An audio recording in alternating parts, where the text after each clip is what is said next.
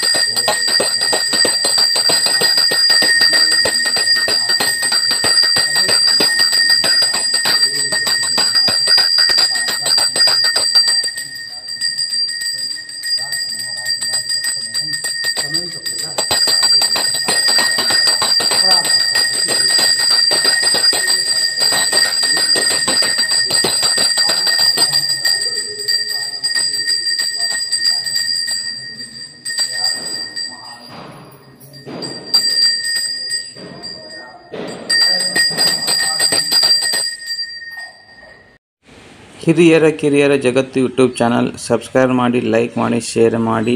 ನಿಮ್ಮ ಪ್ರೋತ್ಸಾಹ ಸದಾ ನಮಗೆ ಹೀಗೆ ಇರಲಿ. ತಾಯಿ ಬನಶಂಕರಿಯ ಕೃಪಾಶೀರ್ವಾದ ಸದ್ಭಕ್ತರ ಮೇಲೆ, ವೀಕ್ಷಕರ ಮೇಲೆ ಸದಾ ಇರಲಿ ಎಂದು ಪ್ರಾರ್ಥಿಸುತ್ತಾ ಧನ್ಯವಾದಗಳು. ಶುಭ ದಿನ. ಸರ್ವರಿಗೂ ಒಳಿತಾಗಲಿ.